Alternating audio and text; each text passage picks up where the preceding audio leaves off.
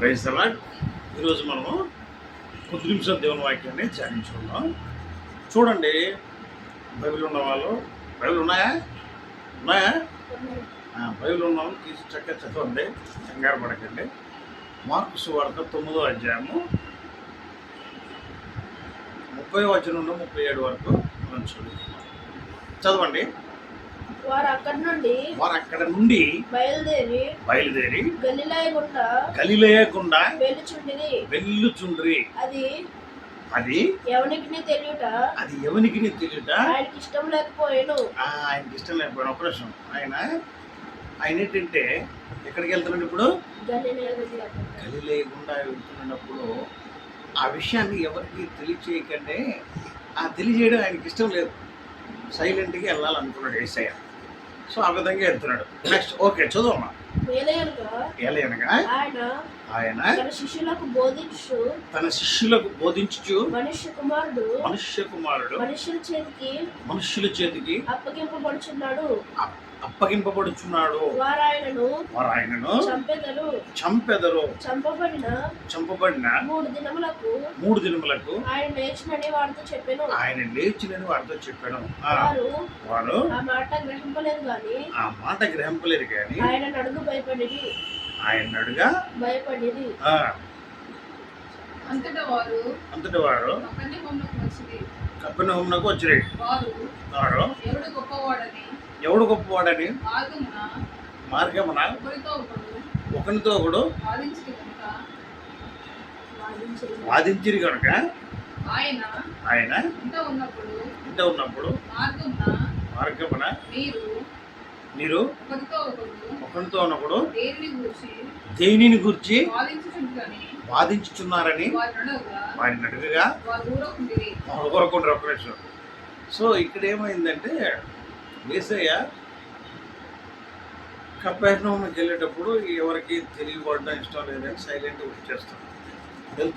వెళ్తూ ఉంటే ఇక మార్గంలో నడుచుకునేటప్పుడు శిష్యులు ఎలాగంటే ఏమనుకుంటారంటే, వీళ్ళు మనుషుల సంగతులు ఆలోచించుకొని ఇప్పుడు ఎలాగ ఆడుకుంటారంటే, ఒక్కొక్కరు వీళ్ళిద్దరు ఈ 12 మంది శిష్యుల్లోనూ గొడవలు వచ్చినాయి. ఏం గొడవలు అంటే, నేను యేసయ్య నాతోనే బాగుంటాడంటే నేను గొప్పవాడిని, మీకంటే ముందు నన్ను పిలిచేవాళ్ళు నేనే గొప్పవాడిని అని ఈ 12 మంది నేను గొప్పవాడిని అంటే నేను గొప్ప. లేదు నువ్వు కాదు, నువ్వు తర్వాత వచ్చినావు, నా తర్వాత వచ్చావు నువ్వు. ఈ పేతురు ఆంధ్రేయ పేతురుతోనే ఇలా అనుకునే మాటలు. యోహాను వీళ్ళందరూ ఉన్నారు కదా, జబదయి కుమారులు వీళ్ళందరూ. వాళ్ళు ఏమనుకుంటారంటే, లేదు యేసయ్య ఫస్ట్ ఆయన ఇచ్చింది నేనే ఉన్నాను అంటాడు ఒకడు.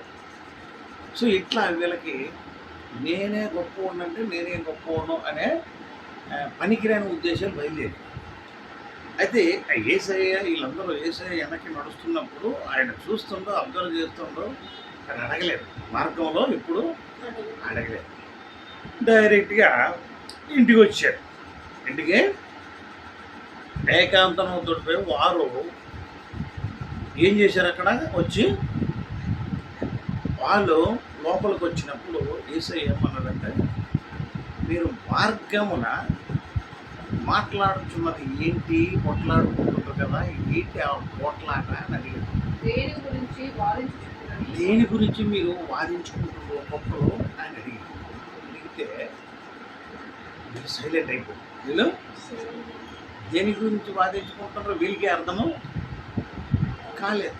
అప్పుడు సైలెంట్ అయిపోయింది. అప్పుడు యేసయ్య ఏమన్నారో ఒకసారి చూద్దాం. చదవండి. వారు ఊరకుండిరి.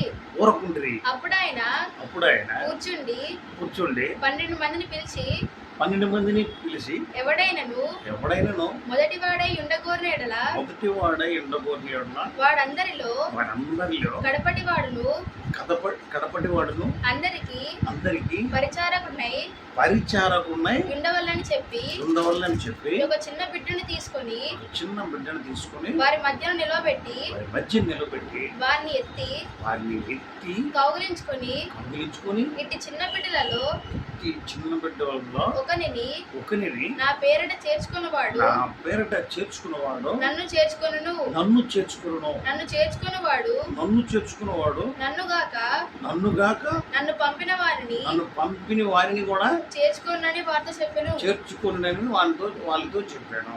అంటే ఇక్కడ ఏంటంటే మనుషులమైన మనము పలు విధములైన కొన్ని సందర్భాల్లోనూ ఊహాలోకంలోకి వెళ్ళిపోతుంటాం. ఇదే ఇప్పుడు మనుషుల్లో ఉన్నది కలవరానికి కారణం ఏంటంటే ప్రపంచ దేశాలన్నింటిలో కూడా కలవరం ఏంటంటే నేను గొప్ప అంటే నేను గొప్ప, నేను గొప్ప అంటే నేను గొప్ప. ఈ ఒక్క మాట వల్లే ప్రపంచం గుద్దులాడుకుంటుంది. నేను గొప్ప అని అంటాం కాదు. యేసయ్య దృష్టిలో గొప్ప అంటే ఏంటంటే యేసయ్య అందుకనే చెప్పాడు, వాళ్ళు బాబు మీరు ఏంటి గొప్పలు అనుకుంటున్నారు, గొప్పలు అంటే ఎలా ఉండాలో తెలుసారా? ఫస్ట్ నిజంగా గొప్పడు అనుకుంటే నువ్వు అందరికీ సర్వీస్ ఇచ్చినోడువై ఉండాలి, నువ్వు అందరికీ సర్వీస్ చేసినోడువై ఉండాలి, నువ్వు అందరికీ మేలు చేసినోడువై ఉండాలి, నువ్వు అందరినీ రక్షించినోడువై ఉండాలి, నువ్వు అందరినీ భక్షించినోడుగా ఉండకూడదు. పెద్దోడు అనుకుంటే నువ్వు పెద్ద స్థానంలో ఉన్నాను అనుకుంటే నువ్వు ఎలా ఉండాలంట? అందరికీ మేలుకరంగా ఉండాలా, ఉపయోగకరంగా ఉండాలా. అంతేగాని అందరినీ హింస పెట్టేవాడుగా ఉండకూడదు. నేను గొప్ప అంటే నేను గొప్ప అనుకుంటారు కదా, నేను గొప్ప అంటే నేను గొప్ప అనుకోడు కాదు. గొప్పవాడు అయితే నువ్వు అందరికీ ఉపయోగకరంగా ఉండు, అది యేసయ్య చెప్తుంది. కానీ ఈ రోజుల్లోనూ అలాగే లేదు జనాలు. గొప్పోడు అని లోకంలో ఛాన్స్ ఒకసారి దొరికిందంటే ఇక ఉన్న ప్రజలందరినీ అంతే సంగతి చేయడం. అలా ఉండకూడదు, ఎవరికి ఇబ్బందికరంగా మనం ఉండకూడదు. మనం ఒకవేళ అన్నీ తెలిసిన వాళ్ళు మనం అనుకుంటే అందరికీ మేలుకరంగా ఉపయోగకరంగా పనికొచ్చే వాళ్ళంగా ఉండాలి. ఒక చెడు దారిలో నడుస్తున్న వాడిని మంచి దారిలో నడిపించేటట్టుగా మనం ఉండాలి. అదే నీ పెద్దరికం. అంతేగానే మంచి దారిలో ఉన్నోళ్ళే చెడు దారిలో పంపించేయడం కాదు. నీ పెద్దరికేమో ఉపయోగించి, నీ అతి తెలివితేటలను ఉపయోగించి, నీ దొంగ బుద్ధులు ఉపయోగించేసి ఈ మంచి తోవలో ఎల్లోడినే చెడు తోవలో తోసేయడం కాదు. అది నీ పెద్దరికమో అనిపించుకోదు. అది నీలాంటి వాళ్ళకి ఎవడుకో నువ్వు పెద్దరికం అయితే కానీ ఇక ఎవడికో దేవుని రూపంలో దేవుని ఐక్యానుసారంగా ఉన్నోడికి ఎవడికి నువ్వు పెద్దోడివి కావు. సో ఎట్టి పరిస్థితుల్లో పెద్దోను అంటే ఏంటి? పెద్దోను అంటే నలుగురికి నువ్వు ఐకాన్లా ఉండాలి. ఏ ఐకాన్లా ఉండాలి? సినిమాల ఐకాన్లా కాదు, షికార్ల ఐకాన్లా కాదు, దొంగతనంలో ఐకాన్లు కాదు, మోసం చేయడంలో ఐకాన్లు కాదు, వ్యభిచారం చేయడంలో ఐకాన్లా ఉండకూడదు. నువ్వు దేనికి ఐకాన్గా ఉండాలి? మంచి పద్ధతిని అంటే ఒక మనిషి ఆత్మని, వారి ఆత్మని నరకంలోనికి పోకుండా సైతాన్ని గాడి నుండి తప్పించే పెద్ద మనిషిపై ఉండాలి. ఆ పెద్ద మనిషి ఎప్పుడైతే నువ్వు అనుదినము దేవుని బైబిల్ చదువుతూ ఉంటే నిన్ను రక్షించుకొని పక్క వాళ్ళ గురించి కూడా ఆలోచిస్తావు. అయ్యో మా ఊర్లో ఉన్న వాళ్ళందరూ మా ఊరోలే, వీళ్ళందరూ ఇలాగా దేవుని వాక్యానుసారంగా లేకపోతే నరకంలోకి వెళ్ళిపోతే ఎంత ప్రాబ్లం. నాకు తెలిసిన వాళ్ళందరూ నరకానికి వెళ్ళిపోవాల్సిందేనే. వాళ్ళు బతికిన రోజులు ఇక్కడ బతికిన తర్వాత చనిపోయాక జడ్జిమెంట్లో ఆ జడ్జిమెంట్ తర్వాత నరకానికి వెళ్ళిపోవాల్సింది. ఆ ప్రభా వాళ్ళని కాపాడు తండ్రి, వాళ్ళకి మరుమనిషి ఇవ్వండి ప్రభా.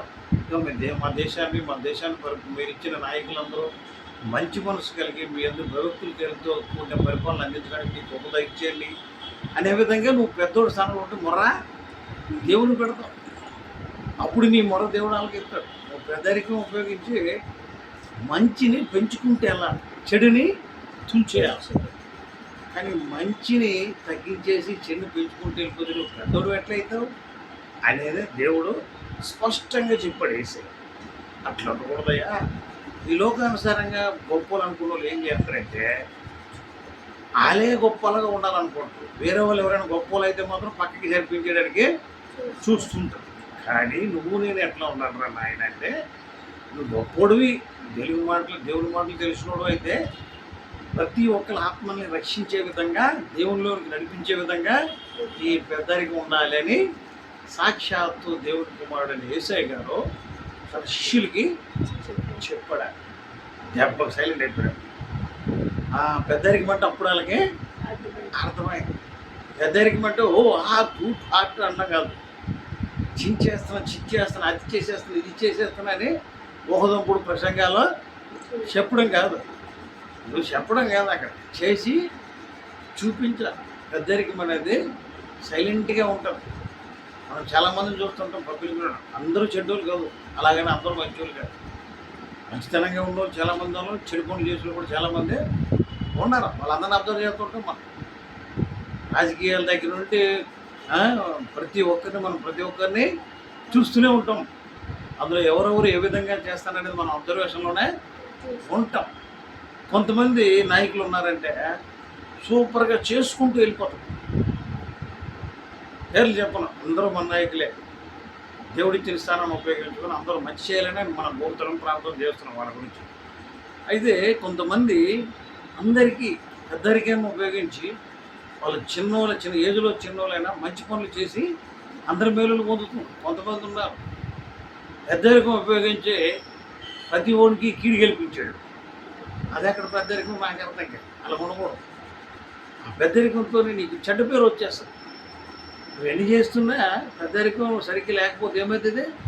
బూడిదలో పోసిన పన్నీరు అయిపోతే నీ కార్యక్రమాలన్నీ. చక్కగా ఏం చేయాలంటే పెద్దరికం అంటే బాధ్యత వహించాలి. ఒక స్థానం, అది పెద్దరికం అంటే ఒక స్థానాన్ని దేవుడు ఇచ్చాడు. ఒకవేళ నువ్వు ప్రపంచాన్ని శాసించే స్థానం దేవుడు ఇస్తే ఆ స్థానంలోనే దేవుడు మహిమపరిచే విధంగా ఉండు. ఒకవేళ నువ్వు రాష్ట్రాన్ని శాసించే స్థానంలో నువ్వు ఉంటే ఆ స్థానాన్ని బట్టి దేవుని స్తుతించి దేవుని కోసం దేవుడిచ్చిన స్థానానికి నలుగురికి ఉపయోగకరంగా ఉండు. ఒకవేళ నువ్వు దేశానికి ఉపయోగపడే స్థానంలో ఆ పెద్ద స్థానం నీకు ఇస్తే దేవుడు ఆ స్థానాన్ని ఉపయోగించి నువ్వు అందరికీ నలుగురికి మేలుకోరే విధంగా ఉండు. ఒక జాతికో ఒక మతానికో మేలుకోరే ఒక వర్గానికో ఇమిడిపోయి ఉండకూడదు. మిగతా వర్గాలన్నీ నేను గుమ్మెడైనా చూస్తా ఏదో రోజు.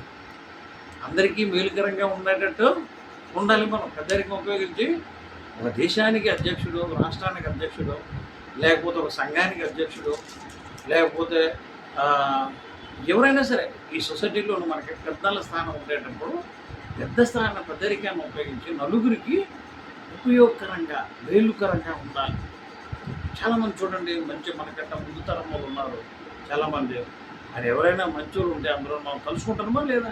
అరే ఫలానా ఆయన ఈ విధంగా చేశాడే, సూపర్గా చేసిండే, ఆయన ఉంటే బాగుండేది, ఇంకొన్ని రోజులు బతికితే బాగుండేది అనుకునేవా లేదా? చాలా అనిపించుకోవాలి. మనం పనికిరాని పనులు చేస్తూ మనం మంచోళ్ళం అని చెప్పుకోవడానికి ఎవడు అనుకుంటాడు? అట్లా అనుకోడు కదా. సో పెద్దరికం అంటే ఈ విధంగా ఉంటుంది. మనం ఎట్లాగా ఉంటే ఈ విషయం తెలియాలంటే నువ్వు ప్రతిరోజు బైబిల్ చదవాలి. బైబిల్ చదవాలి, దేవుని చిత్తానుసారంగా జీవించడానికి అలవాటు చేసుకోవాలి. ఈ లోకం అనేది అశాశ్వతం. మళ్ళీ చెప్తాను, ఈ లోకం అనేది అశాశ్వతం. దీన్ని చూసి రంగుల లోకాన్ని చూసి నువ్వు లోకలోకలు అయిపోతే అక్కడ లోకలోక అయిపోతుంది. అట్లా ఉండకంటే నువ్వు ఏం చేయాలంటే రంగుల వల్లే అని కొంచెం లోకాన్ని పక్కన పెట్టి దేవుని మార్గం వైపు చూడు. యేసు ప్రభువు అంటే పరలోకానికి పెద్ద రహదారి. యేసయ్య పరలోకానికి రహదారి, అది మతం కాదు. దాన్ని చూసి లబోదిగో మనకండి. యేసయ్య దేవునికి మనకి మధ్య వారధి. అర్థమైందా? ఆ విధంగా మనం ఏంటంటే మన పెద్దరికాన్ని ఉపయోగించి 10 మందికి మేలుకరంగా ఉంటే ఈరోజు మనం ఉన్న రేపు లేకపోయినా అని చెప్పబడతాడు. దేవుడు కూడా అక్కడ నుండి అబ్జర్వ్ చేస్తుంటాడు. ఎవడు నన్ను అబ్జర్వ్ చేయట్లేదు అనుకోవద్దు. ప్రపంచంలో ఎవడు ఏ పని చేస్తా ఉన్నా ఖచ్చితంగా దాని క్రియేటరు నువ్వు ఉన్నావు అంటే అక్కడ క్రియేటర్ ఉన్నాడు కాబట్టి నువ్వు ఉన్నావు అనే సంగతి మర్చిపోకూడదు. నేను ఉన్నానంటే నన్ను చేసిన ఎవరో క్రియేటరు లేదు. మనిషి అలాగే పురుషుడు ఇలాగే వచ్చాడంటే లాభం లేదు. పెట్ట కథలు గట్టి కథలు చెప్తే గట్టి కథలు పెట్టి కథలు నీలాంటి ఎవడో నమ్ముతాడే కానీ మనలాంటి ఎవరో నమ్మడానికి ఇష్టపడం. పెట్ట కథలు గట్టి కథలు చెప్పుకొని టైంపాస్ చేయడం కాదు. ఆ టైం అయిపోయి వస్తుంటుంది, అలాగే చూస్తూ ఉంటాం. చిన్న తీసుకెళ్ళి పిల్ల కొట్టుకుని నరకంలో ఇసిరేస్తాడు. ఈ మొదల మాటలన్నీ వదిలిపోతాయి. అందుకని మనం ఏం చేయాలంటే ఖచ్చితంగా పెద్దరికం స్థానం అంటే ఈ విధంగా ఉండాలి. నలుగురికి మంచి చేయాలి. మంచోడు అని చెప్పుకోవట్లేదు, ఆటోమేటిక్గా జనాల్లో మంచి పేరు వస్తూ ఉంటుంది. నువ్వు చేసిన కార్యక్రమాలను బట్టి నీకు మంచి చెడ్డ అనేది దేవుడే జనాల ద్వారా ఇప్పిస్తూ ఉంటాడు.